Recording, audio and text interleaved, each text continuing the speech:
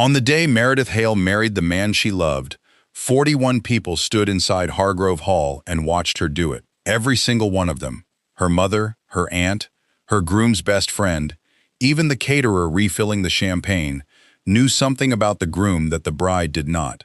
Some of them had known for months. One of them had known for 10 years. And by the time the ceremony reached its final vow, at least 3 of those 41 people were no longer sure the secret they thought they knew was even true.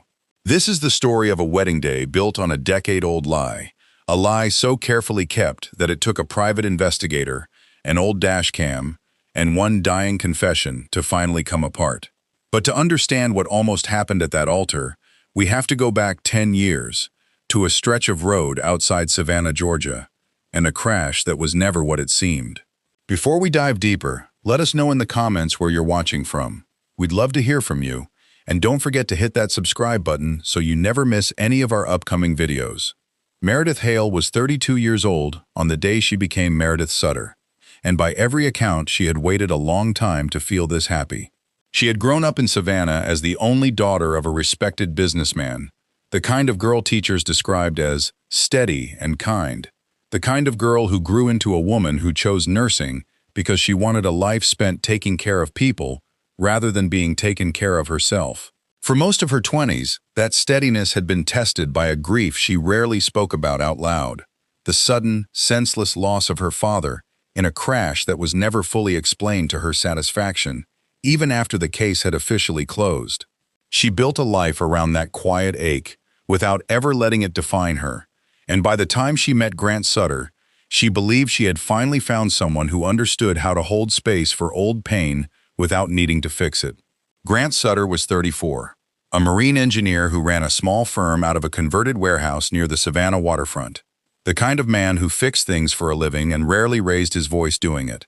To Meredith's friends, he was almost suspiciously good, the sort of steady presence people search for and rarely find.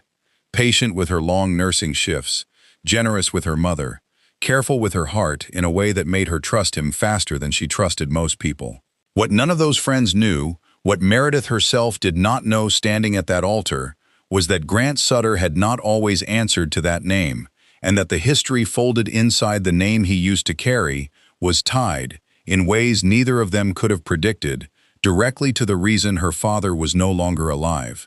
To understand why Diane Hale sat in the second row of her daughter's wedding, with her hands shaking around a folded program, you first have to understand who Walter Hale was. Because everything that happened inside Hargrove Hall that afternoon traced back to a man who had been dead for a decade and yet still seemed to occupy every corner of that room. Walter built Hale Maritime Supply out of a single dockside shop into one of the most respected marine companies along the Georgia coast, growing it slowly over 30 years through long hours, careful decisions, and a reputation for honesty that outlasted him. He did almost all of it alongside a business partner named Victor Kessler, a man he had met in his 20s and trusted for nearly 15 years, the way most people only trust family. To everyone who knew them, Walter and Victor were inseparable, practically brothers, and nobody in Savannah had ever once thought to look twice at the quieter of the two men. Victor bought Meredith her first bicycle for her 6th birthday. He sat in the front pew at Walter's funeral and delivered a eulogy that left half the church in tears. He showed up every year afterward for holidays, for birthdays, for the small, ordinary occasions that make up a family's life. And Diane welcomed him each time without hesitation, because why would she not?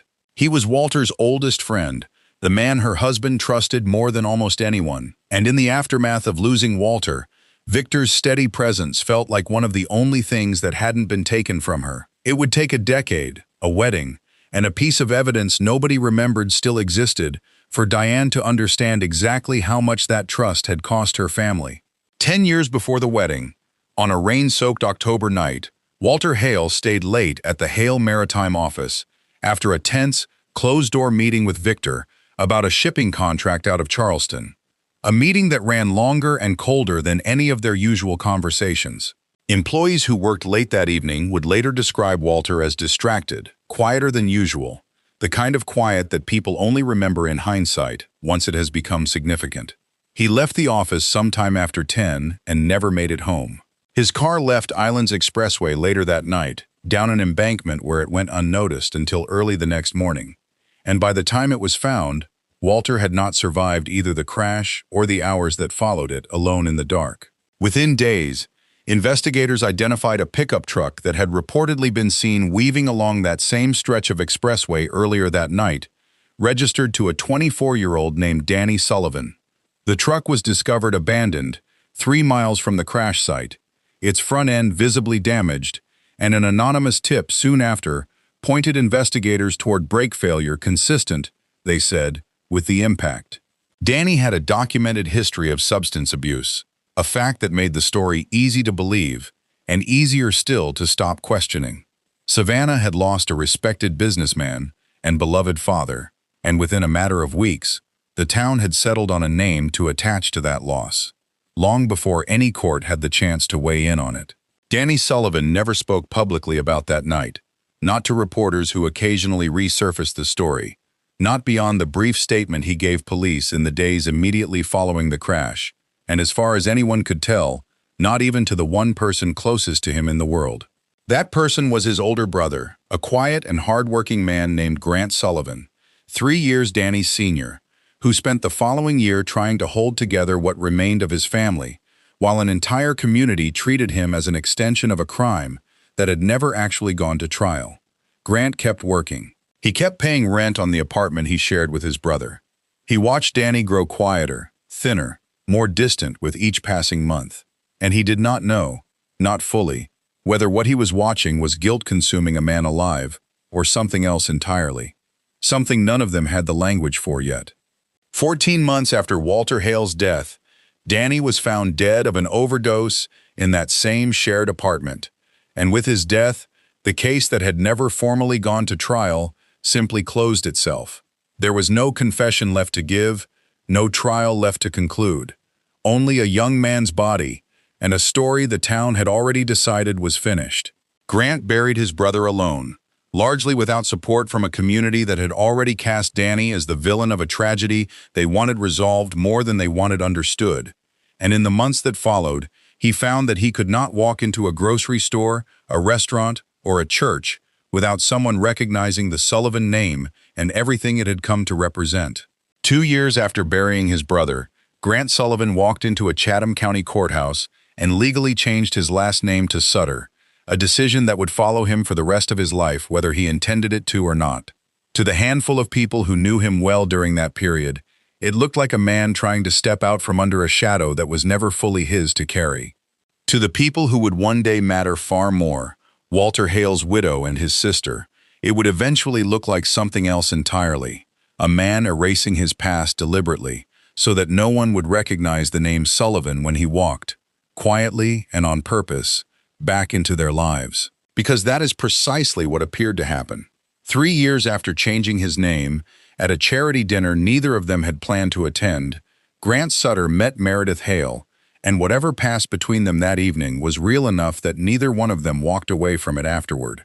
He asked her to coffee the following week, not expecting her to say yes, and she said yes anyway, later telling friends there was something about his stillness that felt less like guardedness and more like patience, a kind of patience she had not encountered in a long time. Over the following months, their coffee turned into dinners, their dinners turned into weekends, and slowly, carefully, Grant became a fixture in Meredith's life in a way that felt, to her, entirely uncomplicated. Over the years that followed, Grant became part of Sunday dinners at Diane Hale's house, arriving early enough to help set the table and staying late enough to help clean up afterward. He fixed a leaking gutter one afternoon without being asked, spending an entire Saturday on Diane's roof, while Meredith brought him iced tea and teased him about turning her mother's house into a side project. He remembered Walter Hale's birthday every single year, quietly, bringing it up gently in conversation, without ever fully explaining how he had come to know so much about a man he claimed never to have met. Diane noticed. She always noticed.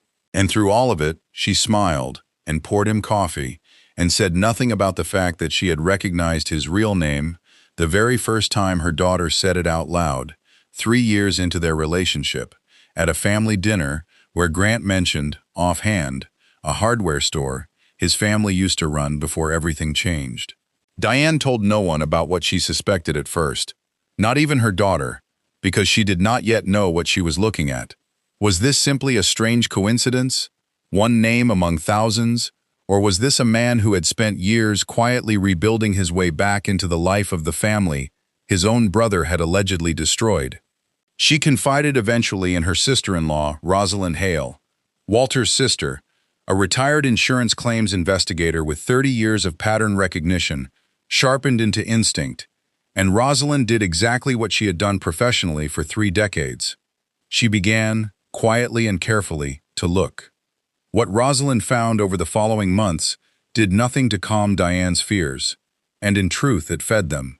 Buried in records no one had thought to connect were financial transfers routed through business channels designed to look unremarkable, payments toward Diane's medical bills that Diane herself had never questioned, quiet contributions toward Hale Maritime's dock lease during 2 particularly lean years the company had weathered without Diane ever understanding exactly how. To Rosalind, trained for decades to see patterns other people missed, this did not look like generosity from a man in love. It looked like guilt money, or worse, like the careful, patient work of someone paying his way into a family he intended, eventually, to inherit. For nearly a year, Rosalind kept digging in the background of ordinary family life, attending holidays, watching Grant across dinner tables, saying nothing, while she quietly built a picture she was not yet ready to share beyond Diane. She noticed the small things nobody else seemed to notice, the way Grant occasionally grew quiet whenever Walter's name came up in conversation, the way his business partner and closest friend, a man named Marcus Doyle, sometimes excused himself early from family gatherings when the crash was mentioned even in passing. None of it was proof of anything. All of it, taken together, felt to Rosalind like a story still waiting to be told in full. 11 months before the wedding, unwilling to carry the weight of her suspicion alone any longer, Rosalind hired a retired detective named Sarah Voss to look at the decade-old case the way no one ever had, not as a closed tragedy to be mourned, but as a file to be re-examined line by line. Sarah was methodical in a way that rarely made for exciting headlines, but occasionally, with enough patience, uncovered something nobody expected to still exist. She began by requesting old insurance archives connected to vehicles registered in the area that same October, cross-referencing company fleets, delivery routes, and anything else that might have shared that stretch of expressway on the night Walter Hale died. She also spoke, quietly and without fanfare, to people who had not been asked a single meaningful question about that night in 10 years. One of the original responding officers, long since retired, admitted to her over coffee that the case had always felt tidy in a way real accidents rarely are, wrapped up faster and more cleanly than the evidence, in his memory, had actually justified. Another witness, the same man who had originally reported seeing a truck weaving along the expressway, admitted something under Sarah's gentle, patient questioning that he had never said out loud before. Not to police, not to reporters, not even to his own family. For a moment that night, through the rain, he thought he had seen a second set of headlights. Sarah did not find that admission by accident, and she did not stop there. She spent months quietly reconstructing a timeline the original investigation had never bothered to build, requesting records from every company operating delivery or service vehicles in the area that same month, checking dashcam archives connected to unrelated insurance claims filed around the same time. It was slow, unglamorous work, the kind that fills months without producing a single breakthrough, until, 3 months before Meredith Hale was due to walk down the aisle, it finally did. Buried inside an entirely unrelated insurance claim, filed by a delivery company whose truck happened to be equipped with an early dashcam system, was 10 seconds of grainy footage taken along Islands Expressway on the exact night Walter Hale died. Nobody investigating the crash a decade earlier had ever thought to check it, because nobody had ever connected that unrelated claim to the Hale case at all. The footage did not show a clear license plate. It did not show a face. But it clearly showed 2 vehicles near the crash site that night, not one. And it showed a second car turning off in a direction that did not match any known route Danny Sullivan would have taken home from where he'd spent that evening. For the first time in 10 years, Someone had physical evidence suggesting the story an entire town had accepted without question might not be the whole story at all. Sarah brought the footage to Rosalind first, and the two women sat together for a long time in near silence, watching those same 10 seconds over and over, trying to make sense of what it did and did not prove. It proved almost nothing on its own, but it opened a door that had been sealed for a decade, and once opened, neither woman could bring herself to close it again.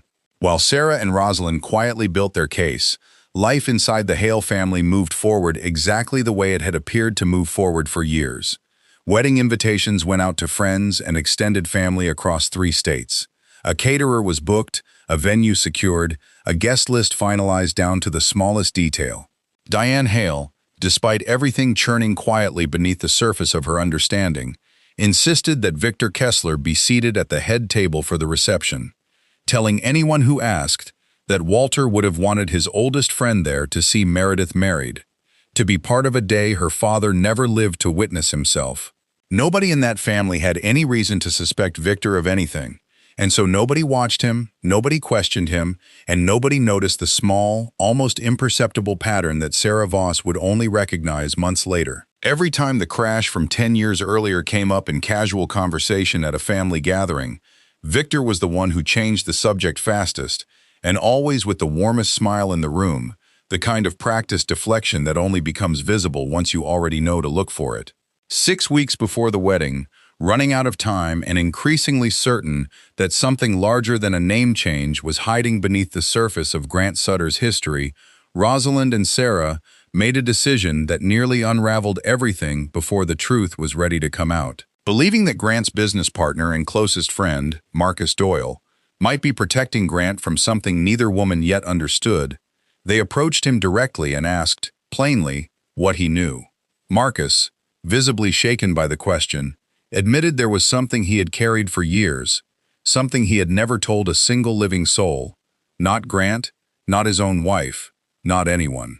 But he refused to explain further that day, saying only one thing before he ended the conversation and walked away.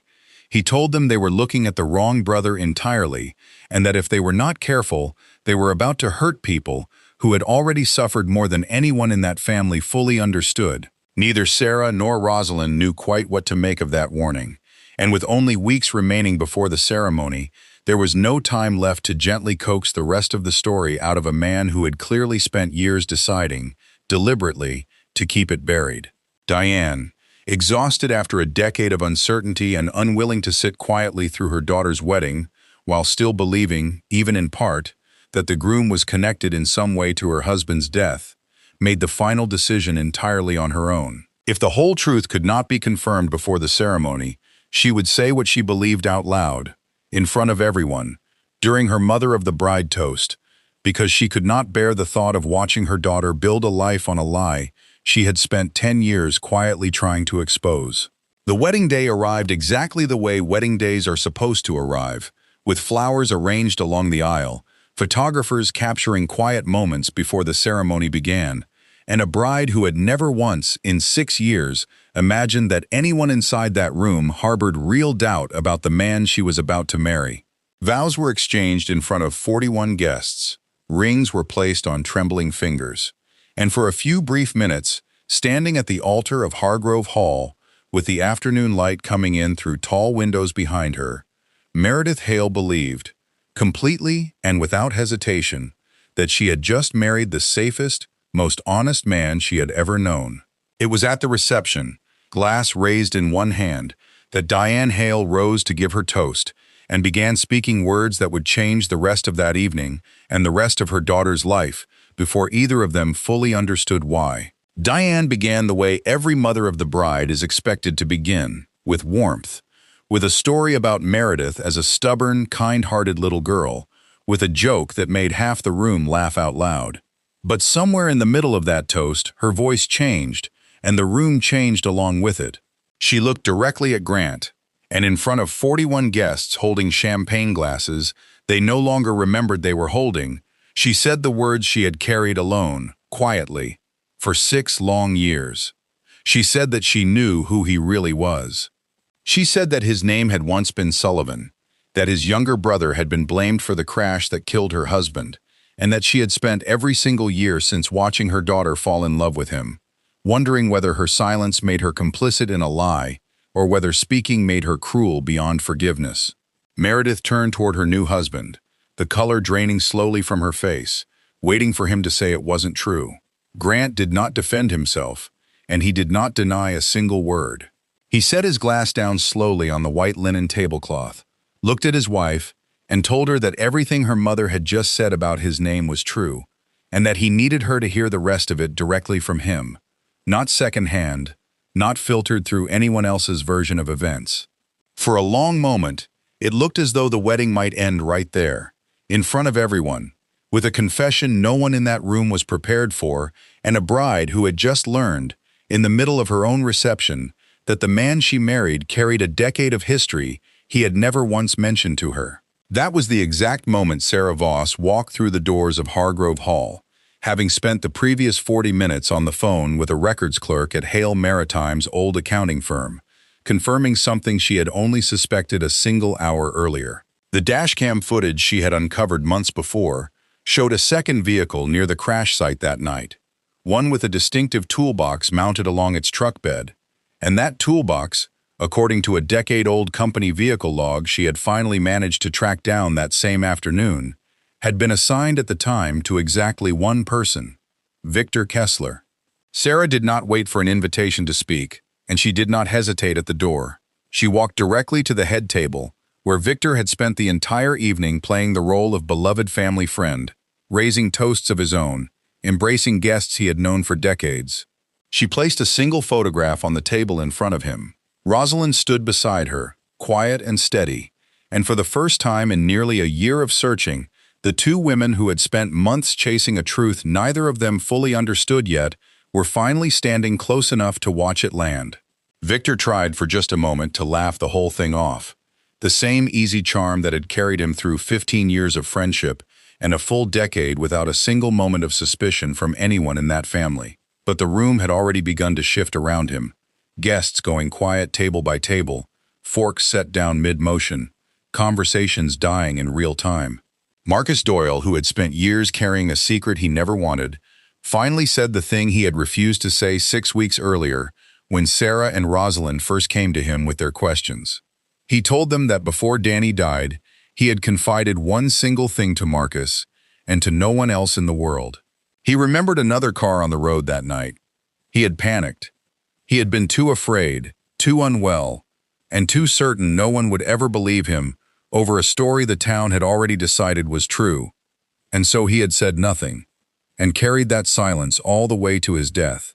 What came out over the following several minutes, in front of guests who had come to celebrate a wedding, and instead found themselves witnessing the unraveling of a 10-year-old lie in real time, was the fuller account that no one in that family had ever been given the chance to hear. Walter Hale had confronted Victor Kessler weeks before his death about financial discrepancies buried inside the Charleston shipping contract, discrepancies Victor had spent nearly 2 years quietly building for his own benefit at his oldest friend's expense. Walter had told Diane, only once, in passing, that the numbers on that contract didn't sit right with him, a comment she had barely registered at the time and had not thought of again in 10 years until that very night. Walter was preparing to expose what he'd found, and on a rain-soaked night along Islands Expressway, Victor made certain his partner never got the chance to do it. Danny Sullivan had not caused that crash. He had simply been on that road at the wrong moment, intoxicated and frightened, and when he saw what happened just ahead of him, he panicked and fled, certain that no one in Savannah would ever believe his account over evidence that was already stacking up neatly against him. He carried that fear all the way to his grave, blamed publicly for a death he did not cause, punished by an entire town for a crime that belonged, quietly and entirely, to someone else. Grant had spent years suspecting there was more to his brother's story than the town had ever allowed for, but without proof, and without a brother left alive to defend himself, he had nowhere to take that suspicion except silence, and eventually, a new name that let him step outside a shadow he had never truly earned. Grant told Meredith, quietly, in the middle of a reception that had long since stopped feeling like a celebration and started feeling like something closer to a courtroom, that he had changed his name not out of guilt, but because he could no longer separate himself from a brother the world had already convicted without ever holding a trial. He said he had stayed silent for 6 years, even while falling in love with her, because he was terrified that reopening that night might either drag his brother's memory through further judgment or cost him the one family that had somehow, impossibly, welcomed him back in without ever knowing who he truly was, underneath the name he'd chosen. In the days that followed, the financial records Sarah Voss handed over that night were passed along to investigators, and Victor Kessler's arrest was confirmed less than a week later, reported in a handful of brief local news segments that mentioned little beyond a decade-old case reopened following new evidence. It made for a quiet, restrained kind of justice. Nothing like the dramatic public confrontation the wedding night itself had promised. There were no cameras waiting outside a courthouse, no crowd gathered to watch him taken away in handcuffs. There was only a case, closed correctly at last, and a family left to sit quietly with everything it had gotten wrong for 10 long years. The moment that mattered most, though, happened away from all of it, in a quiet corner of Hargrove Hall, long after most of the guests had gone home and the band had packed up their instruments. Diane Hale found Grant sitting alone, still in his gray suit, and instead of an apology built from careful words, she handed him something she had kept hidden out of quiet spite for years, without ever fully admitting that to herself. An old photograph of Walter, taken not long before he died, one Grant had never known existed. She did not try to explain herself, and she did not ask for forgiveness in so many words. She simply called him son, for the first time since she had learned his real name, and let that be enough for both of them. 10 years of certainty had convinced Diane Hale she knew exactly who to blame for her husband's death. A certainty she had built her grief around so completely that it nearly cost her daughter's wedding day before it had even finished. It took a wedding, a retired detective, and one forgotten piece of dashcam footage to show her how much a decade of conviction can get wrong. Grant Sutter never stopped being Danny Sullivan's brother, and he never asked anyone to forget that. He simply stopped letting a crime neither of them had committed define the rest of his life, and on the one night everything threatened to fall apart, the truth arrived just in time to hold it together instead. If a hidden truth 10 years in the making kept you watching until the very last word, wait until you hear what happens next, because there are stories on this channel even more shocking than this one. Before you go, let us know in the comments where you're watching from. We would love to hear from you. And don't forget to hit that subscribe button so you never miss any of our upcoming videos.